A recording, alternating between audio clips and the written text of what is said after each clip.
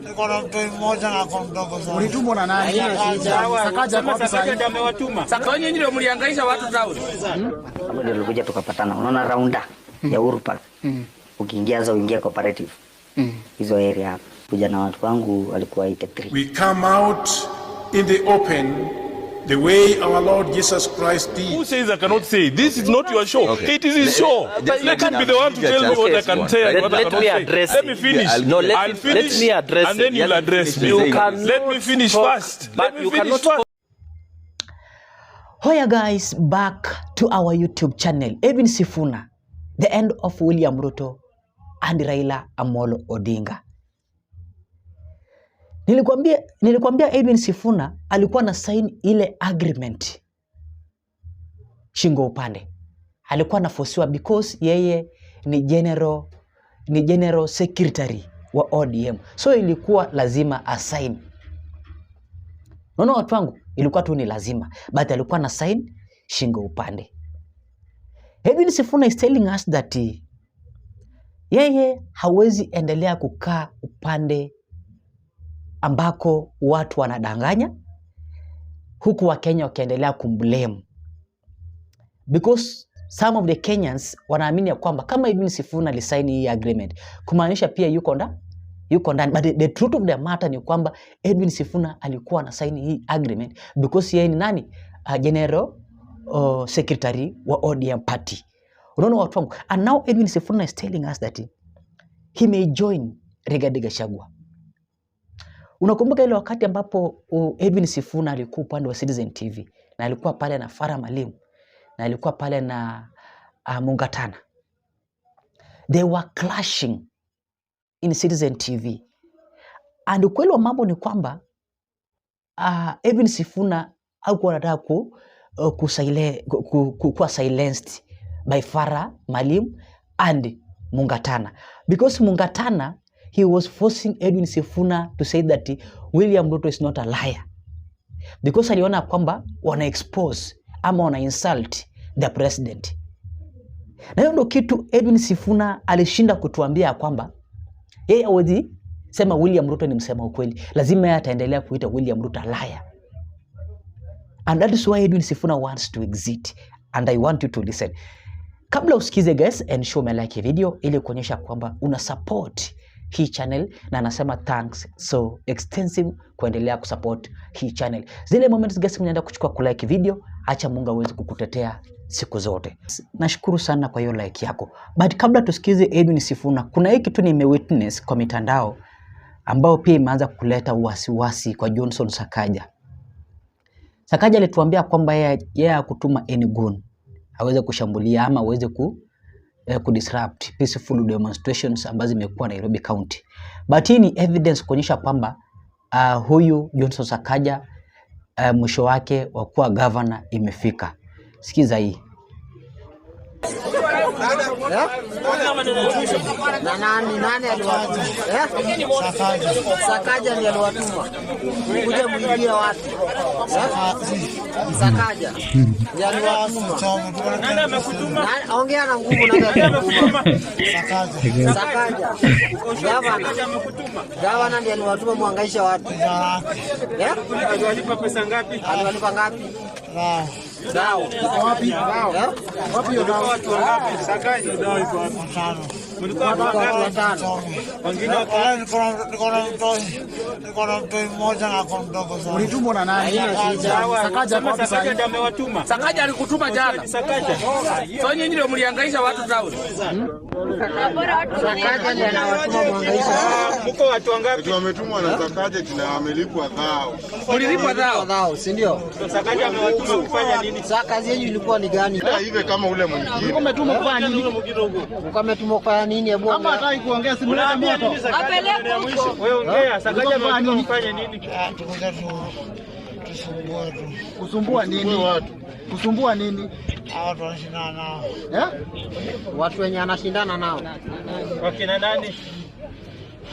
Kaenda hapo kwa Kanjo. Hapo iko karibu na Freemason hapo. Kufika hapo kama dakika 10 hivi wakatuandika majina. Kidogo gari ikakuja fielder. Nimebeba mpini. wakaanza kugawa watu hapo, lakini wakati wakigawa hivyo gari ilikuwa KBU white na petrol station iko pale. Hapo ndio tulikuja tukapatana. Unaona Raunda ya Uhuru Park. Ukiingia za uingia cooperative. Hizo area hapo. Kuja na watu wangu walikuwa 83. Watu wangu wa pande ya kwangu kwa. Kidea. At this junction along Dennis Pitt Road, money yet in pain. Tukawania pesa sikuwa nimeidiwa do, tulikuwa tumebonga do. Lakini mtoto alingefai kwa ngiri 2. Mtu anakutajia mboka, anakuambia do ni after shughuli. After shughuli kiisha unampigia anambia bado sijaekewa, anakuambia bado sijaekewa, unampigia unasikia ni mteja. Na unasikia hizi do zinasemekana ngazi na ngadeni. Ikishaenda imeenda. Utaenda mripoti wapi? Mliandikishia na wapi? This video shows the same group walking outside City Hall. We sought to find why. Na ile tukupita pale mbele ya City Hall ilikuwa tu just kuonyesha tumefanya job. Ile Kenya ulitulipia tumeidu. Ndio tumeidu, lakini tumeidu though bado tuja receive. Lakini tumeidu. Tuja receive do. Na mpaka saizi umepata pesa? Sijapata. Unaona guys, so I think hii story ya Johnson Sakaja, hii story ya Guns imeanza kumdemote from being the governor of Nairobi County, na mambo yamechemuka, mambo yameharibika zaidi. 2027 huyu jamaa pia anaenda nyumbani. Sakaja, sikia na usikie vizuri. Hapa penye ninazungumzia inaitwa Ikolomani, wewe huwezi kujua. Na hapa Ikolomani Sakaja ndio mahala mama yako alizaliwa hapa, ndio akaenda kuolewa na baba yako huko Mkalenjini. Kura ulipata Nairobi ya kushinda ilikuwa ya Waluya. Kwa sababu Waluya walikuwa wanakujivunia kama mtoto ya dada yao. Sikia vizuri sana Sakaja. Mchezo ya kwenda Kaongware kuchukua watoto wetu unawahami ndio waende wafanye uhalifu. Sakaja, you must stop. Wewe Waluya walikupigia kura Nairobi upatie wale vijana ajira, sio kwamba wapatie silaha ya kuingia katika vitendo ya uhalifu. That's why mambo yamechemuka, and Edwin Sifuna is telling us that he is going to exit broad-based government, na anaenda kuna uwezekano kujoin Rigathi Gachagua. Hebu sikiza jinsi ambavyo alikuwa amekataa mambo ya William Samoei Arap Ruto, kwamba yeye hawezi sikiza because kulikuwa na ile forum ya rais, ilikuwa meet na all senators, but Edwin Sifuna hakuenda, and the following day akaenda Citizen TV. Hii ndio story alikuwa anatuambia. Sikiza. The public can see why I cannot take advice from Farah Maalim. When he tells me to go slow, my wings will fall off. They are my wings. Let them fall off if they will. But I will move at the speed that I'm moving with. Because I want to tell you, Farah, it is possible for a president to govern in accordance with the law. You are saying things that do not even exist. And I want to advise you to leave the law to the lawyers. Because can I just remind you one thing? Can I just remind you something? Let me just finish. write it down, Farah. I have said I have refused all your advice. Because I can see you are speaking from a position of severe ignorance. Now, all of these things, Trevor, my brother Mungatana was trying to paint a picture of us in the opposition as people who don't participate in debates. And he's trying to conflate my decision to reject or to not to sit there and listen to Ruto's lies during the presidential debate. And do you know what? No. Even during that presidential debate, nobody is allowed to speak. I think just let me finish. Let me finish. Parliamentary. Let me finish. Let's be parliamentary. We are not in parliament. How can we be parliamentary? We are on TV. We are not in parliament. King is not here to protect you. We have to speak the way we speak. This is not parliament. No, you can't. I can say. Who says I cannot say? This is not your show. It is his show. Let him be the one to tell me what I can say. Let me address. Let me finish. I'll finish. Let me address. And then you'll address me. Let me finish first. But you cannot call people let me finish first. How can you say this is a lie? It is the English language. If something is not true, it's called a lie. This is not parliament. In my custom, you don't talk to elders or people. Pokomo custom. We are not here under Pokomo customary law. We are not here under Pokomo customary law. Talk with respect. Talk with respect. want to say here. This is not a public rally of ODM. You can't come here and start calling the president lies. If you want us to operate, the president is not a Pokomo. The president is not a Pokomo. He's not an elder. He's not an elder. Okay, Mungatana, hold on. No, Sifuna, he should respect people. Agree. You can't come and say the president is telling lies. It is lies. If people are older than you, if people are older than you, please address them with decorum. This is not a public rally. Agreed. Decorum. Yes. Let me tell you, Trevor, you did not call us here under Pokomo customary law. Correct. So let him take Pokomo customary law back to Garsen. I was not going to sit and listen to Ruto's lies as an elected official. So I chose to stay away from that debate. But I'm saying, the point that I am making, you need in terms of publicly correct the way we use our language here. We are before the public. Yes, you will answer that as well. Yes, go ahead. The president is a liar. I can say it 100 times. And I can demonstrate it to you. And I did it before Parliament and explained the points that were not factual. It is unanswered. Not factual is not the same as lies. Not factual is lies. It is not. Hold on. Let the younger gentleman hold on. Let's listen. No, let me finish. I had not finished. I'm being heckled. I had not finished. I had not finished. And this is the tactic they want to use for me not to make my point.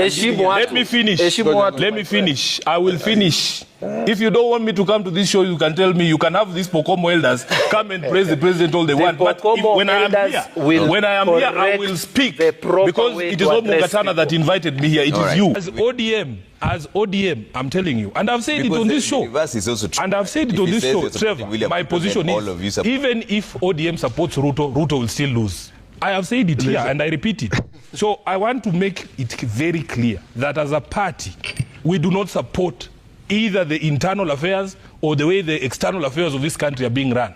And this is a reputation. Because he said when the party leadership comes back, he will give direction. That's what I'm telling you. That's what I'm telling you. Let me make another thing clear. Yeah. ODM will only enter into alliances with political parties that are like-minded, political parties that are pro-people, people who can manage a country. You are not going to force us into an alliance with incompetent people. And it has been demonstrated that the Kenya Kwanza government is the most incompetent so far from independence. So they have mismanaged our country, they have mismanaged our democracy, they have mismanaged our economy, they have now mismanaged our international affairs. So our standing in the community of nations is now under, in tatters. We as bishops and shepherds of God's flock, we are compelled by the divine calling to stand with millions of Kenyans who are continuing to suffer injustices under the brutal hands of our police and by extension their heartless bosses.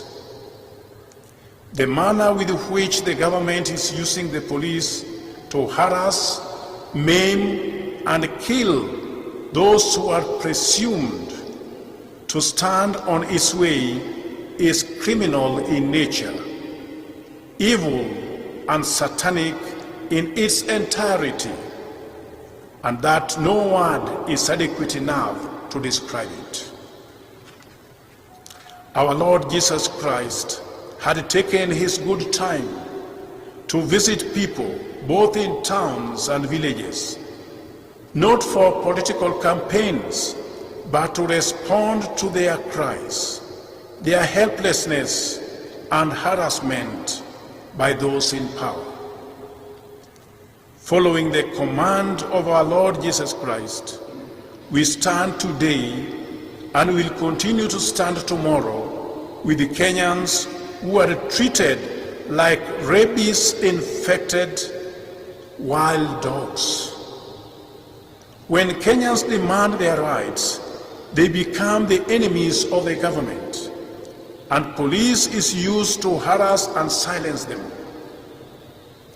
We don't deal with dissent by silencing the people. We come out in the open the way our Lord Jesus Christ did, by responding to their needs, frustrations and helplessness with compassion, not with bullets. Our police, please listen to this message. Even if you feel powerful and indispensable,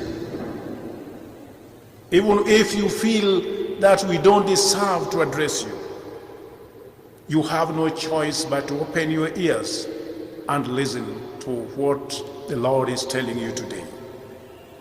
Please come to terms with the fact that many Kenyans are cursing you every day because of your heartless and callous manner of dealing with the members of the public.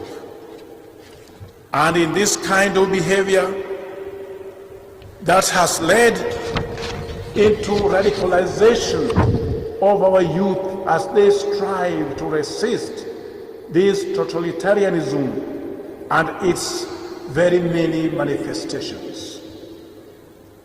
Most of our youth go to the streets to protest against lawlessness perpetuated by wanton conduct of our security forces. Our words of comfort to all Kenyans who are not feeling safe with the police is simple and clear. Your frustrations have reached the Lord, and it's just a matter of time before these perpetrators of extrajudicial killings will start paying for their wickedness. It cannot be business as usual. A good shepherd must show compassion to all who are marginalized by forces of evil. Our tears will never be shed in vain. And I want to say, as I reiterate this point, I know there is excuse from many police officers that they receive orders from their bosses. To this, we simply say, refuse those orders if they are not human enough, if they are not moral enough, if they are not legal enough. Refuse those orders. And if needs be, you can even resign for the sake of humanity. Or if you cannot do all those things, take back those bullets to your bosses, and all will end there.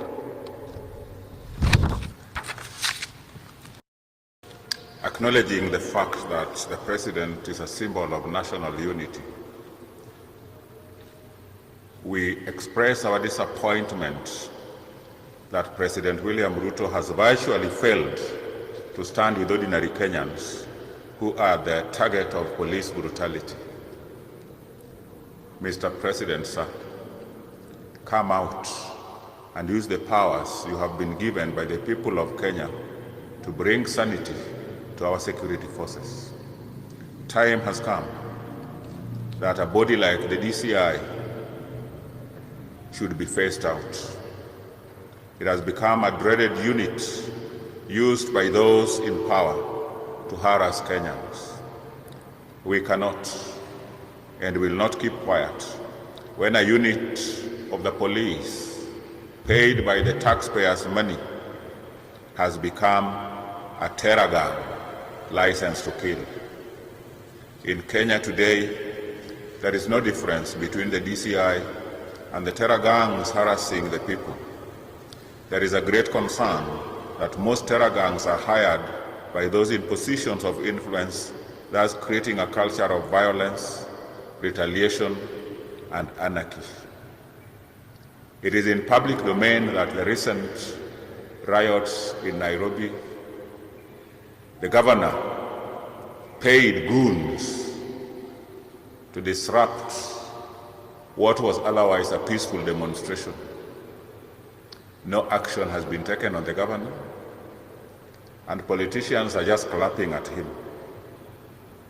When it reaches a point that people see the police as enemies or their enemy number one, then you know that we have lost the nation to lawlessness. We have become anarchists.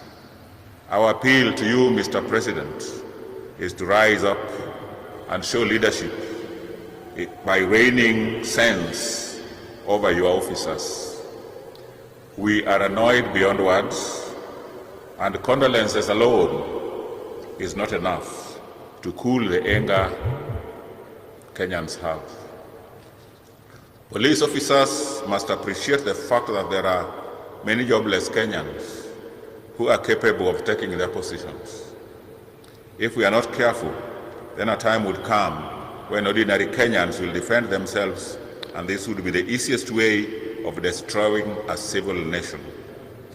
Guns are not toys for play.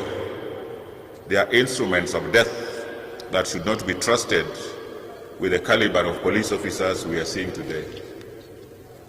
Power has failed Kenyans, and it is seen as a toothless dog that can't bite, but can talk louder enough to confuse the nation that it is working. Let all machineries of the state that are funded by the taxpayers be allowed to do their work without interference.